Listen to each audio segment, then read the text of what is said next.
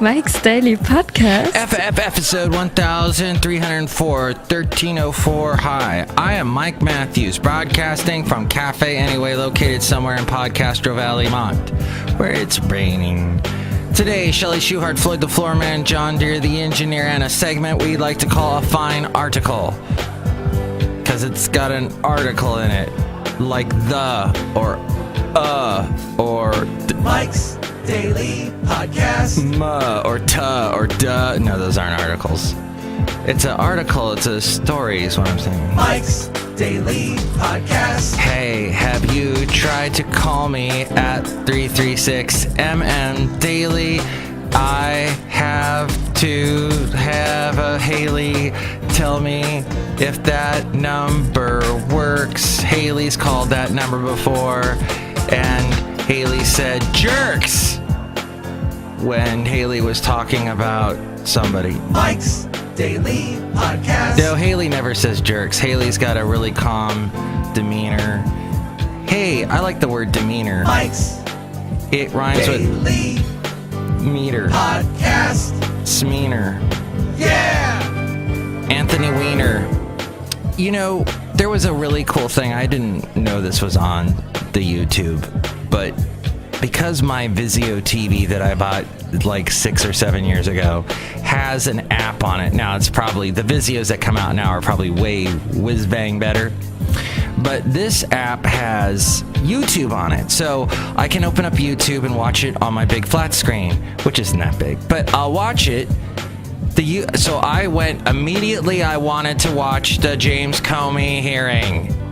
Because that looked, I had it on, I had C-SPAN on at work, but I had the sound off. And I'm seeing all these people. I see our very own local Eric Swalwell,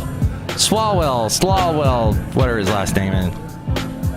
You will find on the show, I have facts in my head, but when they get to my mouth, they're, what do you call it? Diffused, diluted. So I'll just say his first name's Eric, and he was talking with Comey in part of the hearing. And what my point is there diffusion? My brain. What happened was there was this wonderful thing where I wanted to watch the hearing on YouTube. Look who just walked in. And the first thing that comes up is Trey Gowdy gives James Comey the biggest, yells at him, and he gets down to the brass tacks about how Obama was totally keeping an eye on Trump and totally wiretapped Trump Tower. That's what Trey Gowdy found out. Look at this, the best part of the whole hearings. So I watched a little of that, and I just saw Trey Gowdy's crazy eyes, and I'm like, okay, that's enough of that.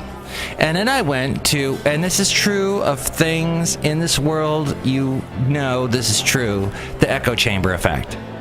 I said, well, I'd rather watch the hearings. I wanted to watch the hearings like on C-SPAN, where there is no, they just give it to you straight, right? Look who else just walked in. But then I went over to Seth Meyers and the late night show he does. And he does a segment called A Closer Look. And he's been doing this since the election. And he really focuses in on Trump and the crazy stuff he does. Like Angela Merkel, the meeting on Friday, where the reporter said, hey, why don't you guys shake hands? And Angela, you hear her say, would you like to shake my hand? And Trump's like, no. Just totally, this grown man, this 70-something old man, just like turns away and he slumps over in his big gut and he's just kind of, no, I'm gonna shake your hand. I have tremendous respect for Angela Merkel. Okay, you can debate me up and down about how she let a bunch of people, refugees, into her country, and maybe the country wasn't ready for it, whatever, but she seems to be a really smart lady. And there's a picture on my fridge of when the two of them, I'm speaking of her and Obama, were at some kind of meeting in Europe, And here's Barack Obama sitting on a bench overlooking this beautiful view of this beautiful valley somewhere in Europe. And Angela Merkel is talking to him. He's sitting, she's standing up with her arms in the air, kind of like explaining some big concept. It's an awesome picture, and I love it, of those two. And they got along, even though he did wiretap her phone. That is true, as I mentioned on the last show. Trump did bring that up. But the point being, I went to Seth Meyers and watched that closer look clip. So I love that, because I would never sit down and watch an entire episode of The Late Show, whatever they call it, Late Night with Seth Meyers, or The Late Show with Stephen Colbert, or Jimmy Kimmel's thing, or Jimmy Fallon, Jimmy whatever. Or James Corden. I like the little clips. We're in a clip world now. And I am a clip girl. And that is what I was saying, was I really enjoyed a closer look. Watch it, because he does break down all the interesting, awkward, just sort of like you put this in a time capsule and dig it up. Just 20 years from now, people will be going, why were they doing that? Why did they have a president like that? It's very fascinating. That's all I wanted to say. And whenever Haley comes to Haley, actually, when I'm at work, I always see Haley every day. And here's today's podcast picture. And Haley will always say things like, that xylophone thing you were talking about was true. And it was true until it was not true. I hate that expression. It's something till it's not something. People use that all the time now. Oh, it works until it doesn't work. Well, duh! That's the point of it not working. Anyway, my comment was about how a lot of music today, anyway, has that kind of that dun, dun, dun, dun, dun. I know I can make it better than he can. And da da da da da da da. And I realized that I said it was a xylophone people were using. And there was some kind of a xylophone-esque type of instrument on a lot of the stuff I was talking about on the last show. But for Shawn Mendes, he's actually got someone with a guitar kind of simulating a dun, dun, dun, dun. All right, we're just zipping through the world of culture today, aren't we? And the podcast picture today is in Foster City, which has won a bunch of awards in the Bay Area. It's got houses on little canals, and it's a beautiful little spot. The weather is the same year-round. I dated a girl for a while who had a friend that had a pool in Foster City, and we used to go to that pool, and it was always nice. I remember spending 4th of July there, and people are happy. It's diverse. It's crazy diverse. All sorts of cultures from all over the world living in Foster City. I've walked Basil the boxer there.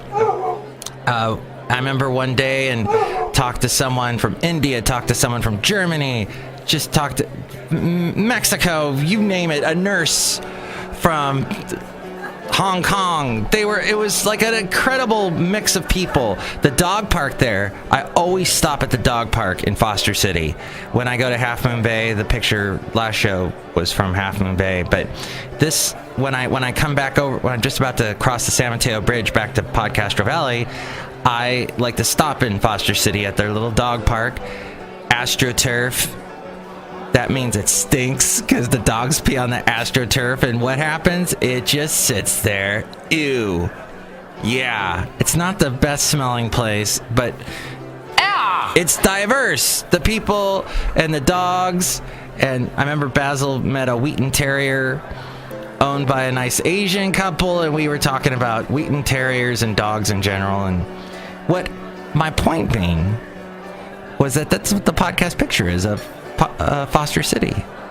And there's this interesting sculpture of a bunch of kids on stilts, trying to walk, the wood stilt things, and they're playing around, and it's a statue of them, but then there's this beautiful view of this little bay in Foster City with them. So you can see that picture down at mikesdailypodcast.com. I finally I didn't even talk to any of the characters yet, have I? Wow, this show's been so whiz-bang. Look who's here. Hello, Mike Matthews. It's Chely Shoehart, the gift shop supervisor. Whiz bang, what does that mean? I don't know. It's sort of this concept. I once heard this word diffused my brain. Diluted. Mike Matthews, last night I went on a date with Bob. And we saw the new Beauty and the Beast movie. It's a beautiful tale as old as time, Mike Matthews. That's beautiful. And did Bob enjoy it? He loved it. We kept looking for Angela Lansbury, though. Yeah, I don't think she's in it. Look who else is here. Oh, Mike, this is Floyd the Floorman! And this is John Deere, the engineer. Yes, the live action of Beauty and the Beast had the biggest opening of all time. That's right, Mike! So Disney's gonna make all their cartoons live action now! It's interesting, isn't it? It went from cartoon to 3D animation to just live action. Heck, we could have just turned the cameras on and didn't have to do all that animating and drawing and stuff. Sorry, drawing people. I think they prefer to be called cartoonists, Mike. Oh. Café O. I mean, Café Anyway. Anyway. My point being that was, I don't know. I'll at some point see it. I still gotta watch Zootopia. That's still on the Netflix. I gotta watch that at some point. Okay, so there, Comey said yesterday no information supports the tweets that Trump gave about the wiretapping of Trump Tower. There is no information at all. And yet, Comey, even though he's saying all this stuff that's anti-Trump, he was sure anti-Hillary during the presidential campaign. Did he mean to be? When he said, I have information now about the emails. And everybody was like, oh, this is going to be it. This is going to be it. Hillary is going to go to jail. And he ended up being not. Because you'd be in jail. And that whole thing has gone away, hasn't it? As we've focused more and more on the Russian connection to Trump and the election. Hillary has gotten off scot-free, and she's... But the disrespect that Trump is showing to Obama is of such a magnitude. I don't remember any president doing that to a former president, not even Reagan to Carter. And Carter, when people voted for Reagan, it was just a total mandate against Carter and the bad years of the high gas prices and the gas lines and whatnot, and the Iran hostage situation. Yet Reagan didn't say stuff about Jimmy Carter the way Trump is saying stuff about Obama. It's crazy. But if you are a Trump supporter, you'll be saying to me, smokescreen. Words like smokescreen, and the Democrats are just sore losers, and they should just let it go. But there was some cost paid there. Something is up there, and it just needs to be investigated. And there'll always be Trey Gowdy's. There'll always be Eric's blah blah blah, whatever his last name is. And I'm done talking the politics part. Almost. First, I just want to mention the website is mikesdailypodcast.com. Go there and find stuff like the past podcast pictures and hear the past shows. Also, the music that the piano player is playing in the background, I have that on CD if you'd like to buy that. No, I don't, actually. That's just, you hear it on every show, so why would you want a CD of it? No, but you can hear past shows and help out the show through the Amazon link. Click on that and buy whatever it is you're going to buy, and that helps us out. There's also a link to the PayPal. You'll get a special greeting from all the Café Anyway characters. And you'll get it, yeah. All right, now let's get to the segment, A Fine Article. A fine article. You silly great fat article. So, the NBC News, Benji Sarlin wrote this little thing. Leaders in Congress, law enforcement, and intelligence are struggling to convince one man that an investigation he imagined never existed, and at another probe that he refuses to acknowledge, is real. The surreal dynamic reached its zenith yesterday as FBI Director James Comey and NSA Director Mike Rogers confirmed there's no evidence to back up Donald Trump's accusation that President Barack Obama illegally ordered a wiretap of Trump Tower. I have no information that supports those tweets, and we have looked carefully inside the FBI, Comey said. At one point, Trump tweeted while watching the hearing, and then one of the congressmen asked Comey about the tweet that Trump just tweeted. It was weird. It was meta. In a more explosive revelation, Comey also said the FBI was investigating potential links between the Trump campaign and Russian hacking in the 2016 election. An issue Trump tweeted just that morning was made up by Democrats to excuse their loss in November. The twin disclosures leave Trump alone on an island of conspiracy theories, and that's a problem for the president, but it has the potential to create issues that go far beyond. The president's commentary, says Matthew Waxman, a Columbia Law professor who held national security positions under President George W. Bush, said that the president's commentary about surveillance allegations and the Russian election meddling investigation is dangerous. He listed a myriad of potential consequences: corroding the relationship between the White House and the intelligence community, interfering with the government agency's usual work, exposing rifts with lawmakers in Congress, and suggesting to allies that Russian aggression is not taken seriously. But the biggest issue might be Trump's credibility. For those keeping score on Trump's wiretap claim, Monday's hearing means it's now his word against the FBI, the NSA, the Department of Justice, the top Republican and Democrat on the House Intelligence Committee, the top Republican and Democrat on the Senate Intelligence Committee, and former Director of National Intelligence James Clapper, all of whom said there is no evidence to support his attack. That is a long list, my friend. Retired Admiral James Stavridis said, "Our credibility is shredding in front of us.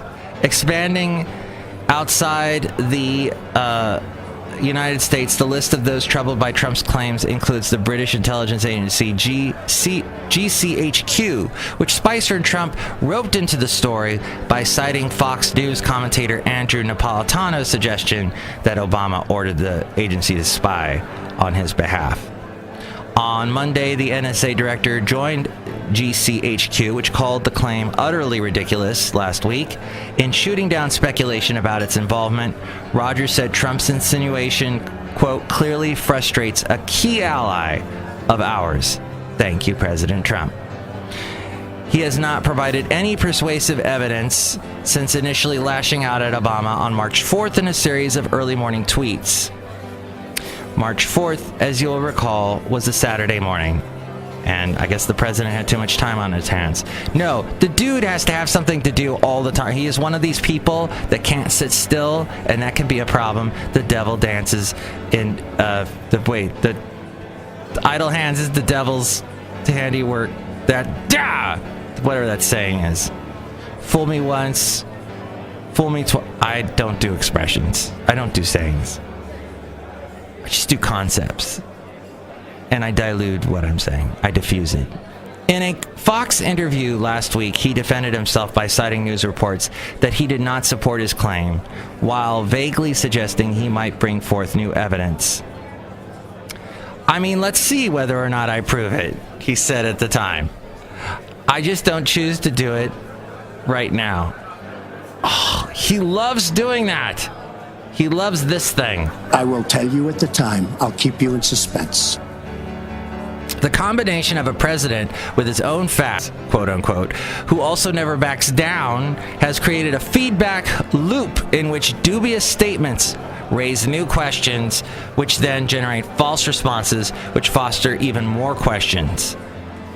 In fact, he's the source of the fake news. He makes the fake news. As we all know, as we go outside of Café Anyway, we're bringing you Mike's Daily Podcast somewhere in Podcastro Valley. The next show, we'll have Benita, the Disgruntled Fiddle Player, and the Brewmaster. Have a wonderful second day of spring. Bring your umbrella if you're in the Bay Area. We got some more rain. Enjoy your day. I'm going to now stop talking. Delude. Mike's Daily Podcast is written and produced and performed by Mike Matthews. His podcast is super easy to find.